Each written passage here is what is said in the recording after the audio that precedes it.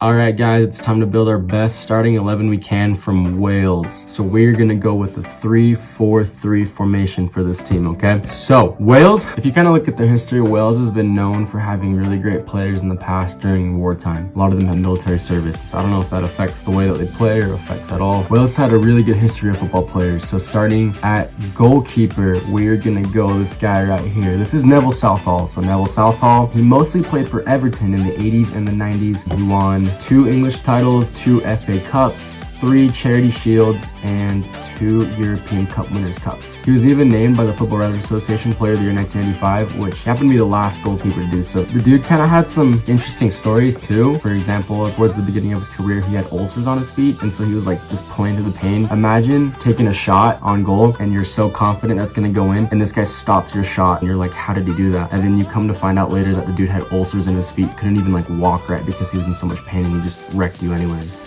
That's crazy to me. He also was known for cheating on his wife, and one time he tried to beat the allegations and he showed up wearing a shirt that said, "I love my wife," even though he did cheat on her anyways. I don't understand that, but that happened. I guess he was supportive of his manager as well, because one time they lost 6 games in a row and he was getting criticized quite a bit by this radio show. And so he called them in and was like, yo, stop talking about my manager, stop talking bad. So, you know, loyal to his manager, but not loyal to his wife.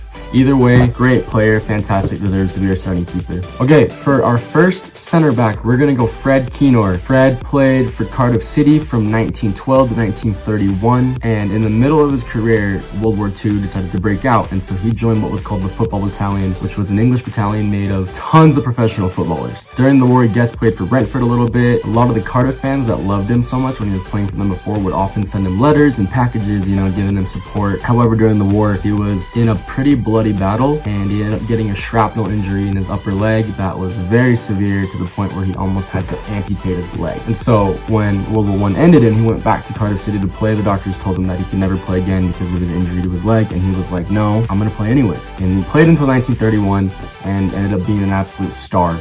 Won 4 Welsh Cups, won the FA Cup, he won 3 British Home Championships as well. So when it came to playing though, 2 things about Fred Keenor. So one, he was known for having a terrible shot while he was in the army, couldn't shoot a gun. Second, he was known for having a terrible shot in football as well. The dude apparently also could not run with the ball. He was just very heavy tackler. He was such a hard tackler that one time he even got assaulted by rival fans because he was too physical during the game. For Wales internationally, he also did very well. He was in this group called Keenor and the Unknowns. Welsh clubs wouldn't let their players play internationally, and so it was him and 3 other guys that were top 2 division players. The rest were just like semi-pro and amateur players, and they just got spanked by everybody because they're not professionals. But for some reason, he still did really good, and they ended up drawing 1-1 to Scotland, which was very impressive at the time and really raised morale for Welsh football. So definitely Welsh football legend. They had a statue of him built outside of the Cardiff City Stadium, and the road that leads to the stadium is actually called Fred Keenor Road. So definitely deserves to be our starting center back for this squad. Okay, for our second center back, we're gonna put him on the right. It's gonna be Alf Sherwood, nicknamed the King of Sliding Tackles. So we got some hard hitters in our defense right now. Another wartime player, he worked as a miner during World War II for the war effort, and he was able to play football during that time. And so you guys know Stanley Matthews, he was an English football legend, right? He said that Sherwood was the most difficult opponent that he had ever faced. This dude also served as a backup goalie, so like in 1954 one time, the actual goalie fractured his thumb, and Sherwood was like, I'll go in goal. The dude goes in goal, made a double save, and ended up relegating Liverpool because of that. That's just savage. Good on Alf Sherwood for that. Okay, the other center back that we're gonna have right in the middle is gonna be John Charles. John Charles also served in the army, and he played for Leeds United during the 40s and the 50s. The crazy thing too is he, even though we're putting him at center back, he was just as good as a center forward. Like literally one of the best center backs in history, but also at the same time one of the best center forwards in history. So we could do a lot with him. But I'm gonna put him at center back for our squad here just because it fits better. He was known as being a gentle giant, so even though he was very good, he's definitely the opposite of Keenor, who was a hard tackler. But Charles was very fundamentals, was not dirty, just played the game hard and played it smart and played it clean. He eventually went to Juventus, won tons of trophies over there, and Juventus even named him in 1999 the best foreign player that they had ever had. And in 1958, during the World Cup, Wales got pretty far, and John Charles was the big reason for that. He ended up getting injured though, and they ended up losing to Brazil, getting scored on by Pele. And a lot of people said that if John Charles had played in that match, then they could have won. Who knows what would have happened, because Brazil actually won the World Cup in 1958. Who knows what Wales would have done in that World Cup if John Charles had stayed. He's also Ballon d'Or, 3rd place in 1962. He was Ballon Ballon d'Or third place, which is the highest a Welsh player has ever gotten, and he was named the UEFA Golden Player for Wales. So John Charles going at center back. Okay, at left midfielder, we're gonna go Ryan Giggs. We're gonna go Giggsy. Giggsy, one of Fergie's fledglings at Man United, won 37 trophies while he was there, most decorated Man United player of all time. I'm not gonna say too much about this guy when it comes to playing because everyone knows how great Giggsy is. Literally the poster boy of the Premier League when he was young. Even though he's gonna be in the Wales best 11, the dude was not known for being a great player for Wales internationally. He missed quite a bit of friendlies. He would just skip, did not play games. He didn't want to get injured, and so he got criticized quite a bit for that. The dude had a lot of other criticism as well outside of football, like he cheated on his wife with his brother's wife. They had an affair for about 8 years, and then ended up having an affair with a model, and there was a gag order that had to keep it secret. And then he also was arrested for assaulting his ex-girlfriend and her sister, and they're actually gonna have a trial later this year. So great on the field, but not so great off the field, Ryan Giggs. But still, we're gonna put him in all-time 11 at left mid. So at left center mid, we are gonna have Gary Speed. Played for Leeds United, was part of one of the greatest midfield lineups in the modern era. Did fantastic for this Leeds team, and he also played for Everton and Newcastle and Bolton Wanderers and Sheffield United. Sadly, he committed suicide at the age of 42 in 2011. But Gary Speed was a phenomenal player, definitely deserves to be in this all-time 11 for Wales. At our other center mid, this one is going to be tough, but I'm going to put Aaron Ramsey. Even though Aaron Ramsey's career was mostly ruled by injuries, he's doing stuff like this.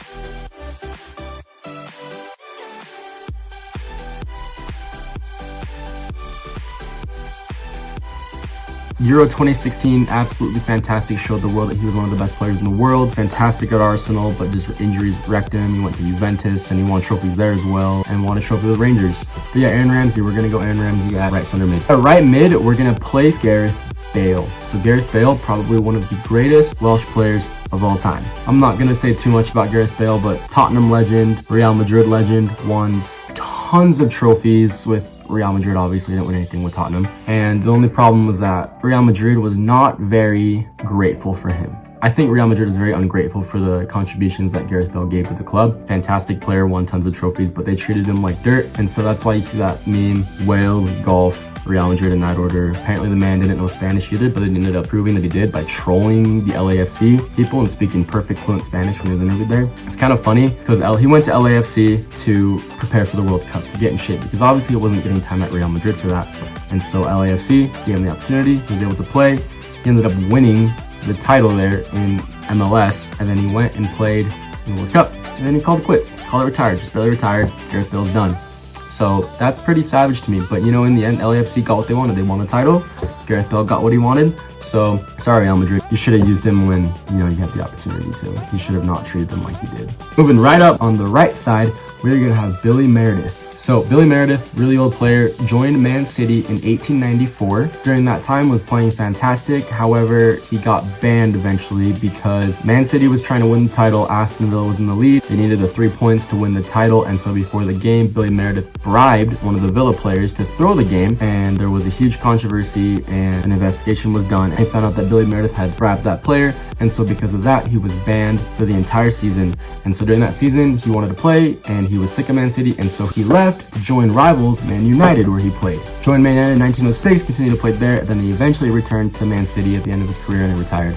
So Billy Meredith always played with a toothpick in his mouth, which is crazy because if I'm a defender and I see a guy come up to me and he just has a toothpick in his mouth, I'm gonna feel so disrespected. That is not cool. That is disrespectful. But then this guy's gonna score a hat trick on me with the toothpick in his mouth. Like, that is just so savage. That's one of the most savage things I've ever heard. At striker, we're gonna go this guy right here. Ian Rush, Liverpool legend, won tons of trophies with them, and is also the all-time leading goal scorer for Liverpool. He's also the all-time leading goal scorer for Wales, or at least he was until Gareth Bale surpassed him recently. But he won 17 trophies with Liverpool, including 5 league titles and 2 European titles. The dude was phenomenal. Ian Rush, I'm not going to say too much, but one of the greatest Liverpool players to ever play the game. Our left side forward is going to be Ivor Allchurch. He was nicknamed the Golden Boy of Welsh football. And from 1947 to 1968, he played for Swansea, Newcastle, and Cardiff. He also played football while in military service. There wasn't a war going on at the time, but he was enlisted in the army. And the dude became such a legend that Swansea actually built a statue of him outside of their stadium. So if you go over there, you can see that today. So that's going to be our lineup for our all-time Wales team. At keeper, we're going to go Neville, Southall. 3-4-3 formation, we're going to go 3 center backs. We're going to go John Charles, Alf Sherwood, and Fred Keenor. In the midfield, we're going to have Ryan Giggs, Gary Speed, Aaron Ramsey, and Gareth Bale. And then our front three is going to be Billy Meredith, Ian Rush,